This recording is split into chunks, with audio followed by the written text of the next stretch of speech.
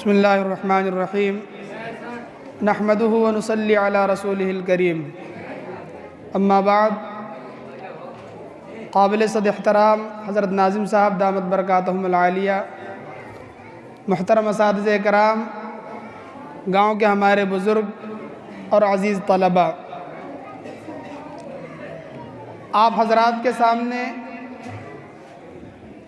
یوم جمہوریہ اور یوم آزادی کے مناسبت سے بچوں نے ترانے گنگنائے اور تقریریں پیش کی۔ ہم اور آپ سب جانتے ہیں کہ ہندوستان کی تاریخ میں دو دن بہت ہی اہمیت کے حامل ہیں،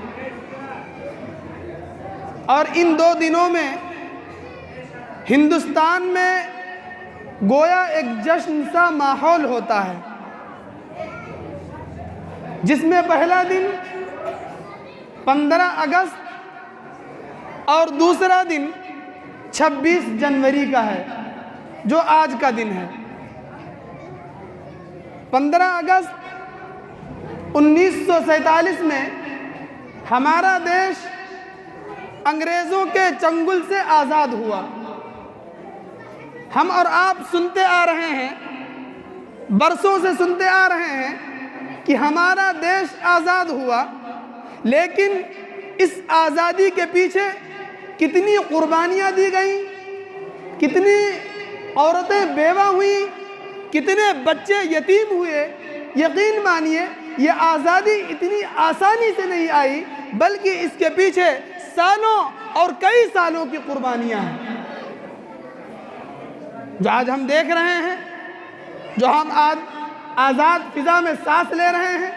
یہ آزادی اتنی آسانی سے نہیں آئی، اور ایک بات میں دعوے کے ساتھ کہہ رہا ہوں کہ یہ آزادی کس نے دلائی؟ آج ہمارے برادران وطن جو پروگرام کرتے ہیں، وہ آزادی کے جو ہیروز ہیں، جنہوں نے آگے بڑھ کر جنہوں نے اس ملک کو آزاد کرایا، ان کا نام ہی نہیں لیتے ہیں، بلکہ صرف چند گنے چنے لوگ جن کا وہ لوگ نام لیتے ہیں۔ آئیے میں آپ کو بتاتا ہوں کہ سب سے پہلی جنگ، سب سے پہلے انگریزوں کی مخالفت کی شروعات کس نے کی تھی؟ جب انگریز ہندوستان آئے، اور سب سے پہلا صوبہ جہاں پر انگریزوں نے حکومت کرنی شروع کی، جہاں کے لوگوں کو پریشان کرنا شروع کیا، جہاں کی ماں اور بہنوں کی عزت و آبرو سے کھیلنا شروع کیا، وہ سب سے پہلا صوبہ بنگال کا تھا۔ بنگال کے لوگ جب پریشان ہوئے، بنگال کے ہندو اور مسلمان جب پریشان ہوئے، تو وہاں سے کون اٹھتا ہے؟ سب سے پہلے لڑائی لڑنے کے لیے کون اٹھتا ہے؟ سنو، کان کھول کر سنو، وہ نواب سراج الدولہ، ہمارا اور آپ کا بھائی مسلمان ہے، کوئی غیر مسلم نہیں تھا۔ سب سے پہلا جو سپاہی اٹھتا ہے اس دیش کی آزادی کے لیے، اس دیش کو آزاد کرانے کے لیے، اس دیش کو آزاد دیکھنے کے لیے، سب سے پہلا جو سپاہی اٹھتا ہے وہ ہمارا اور آپ کا بھائی ہے، وہ اسلام کا علم بردار نواب سراج الدولہ ہے۔ سن 1757 میں اپنوں کی غداری کی وجہ سے نواب سراج الدولہ شہید ہوتے ہیں، اور اس کے بعد یہ بات آگے بڑھتی ہے، اور جو دوسری لڑائی ہوتی ہے، پہلی لڑائی میں جو تنہ تنہا شریک ہوئے وہ مسلمان تھے۔ دوسری لڑائی میسور کے کنگ آف میسور، جس کے بارے میں انگریز کہتے ہیں، انگریز کی عورتیں کہتی ہیں، جب بچے رونے لگتے ہیں تو اپنے بچوں سے انگریز کی عورتیں کہتی ہیں، بیٹا خاموش ہو جاؤ ورنہ کنگ آف میسور آ جائے گا، جس کو ہم اور آپ ٹیپو سلطان علیہ الرحمہ کے نام سے جانتے ہیں۔ دوسری جنگ آزادی جو لڑنے والا ہے وہ کون ہے؟ ہمارا اور آپ کا بھائی ٹیپو سلطان ہے۔ آئیے اور آگے بڑھتے ہیں اور دیکھتے ہیں، جب 1803 میں انگریزوں نے کہا کہ یہ ملک بادشاہ کا، خلق خدا کی اور حکم ایسٹ انڈیا کمپنی کی، جب یہ جملہ سنا تو سب سے پہلے جنہوں نے انگریزوں کے خلاف فتویٰ دیا، سب سے پہلے جنہوں نے انگریزوں کے خلاف عالم بغاوت بلند کیا، وہ کون ہے؟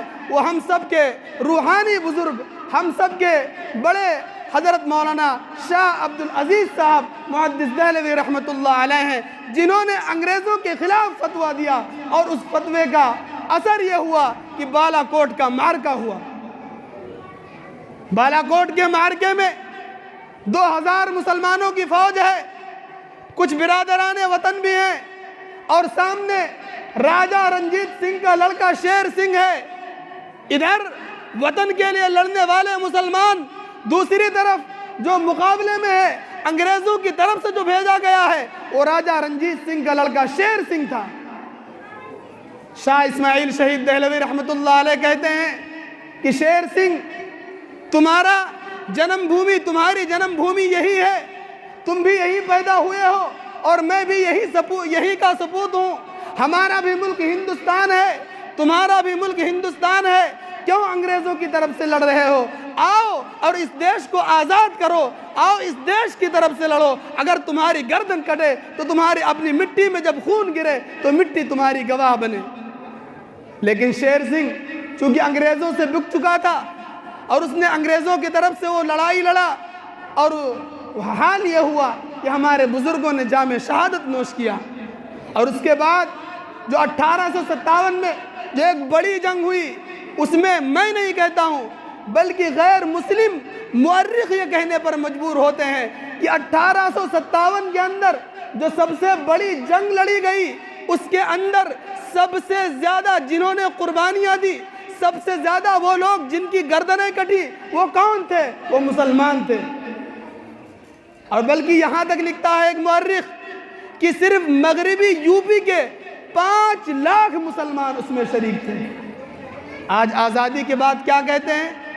ہم سے ہمارے کیا کہتے ہیں، ہندوستان کی محبت کا سرٹیفکیٹ مانگتے ہیں۔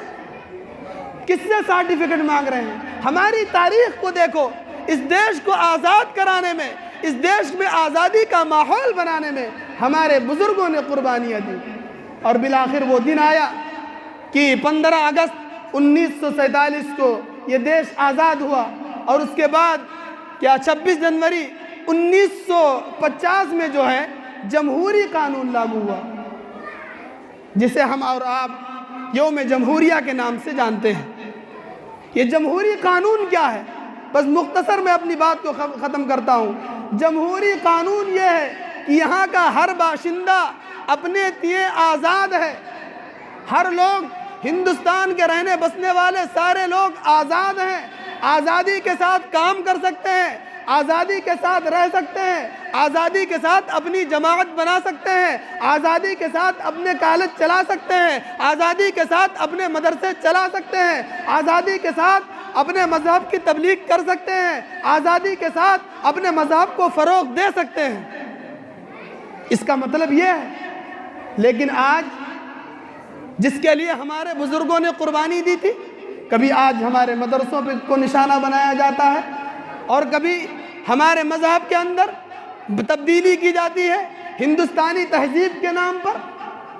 جو سب سے بڑی اقلیت ہے اس کے ساتھ دھوکہ کیا جا رہا ہے۔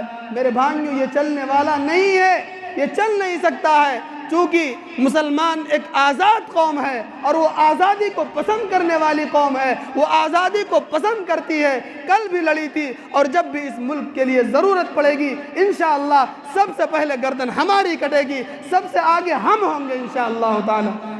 تو میرے بھائیوں، میں دعا کرتا ہوں کہ اللہ تبارک و تعالی ہمارے ملک میں امن و امان قائم فرمائے، ہمارے ملک میں جو جمہوری نظام نافذ ہے اس کو صحیح سے چلنے اور چلانے کی توفیق عطا فرمائے۔ آمین۔ وآخر دعوانا الحمدللہ رب العالمین۔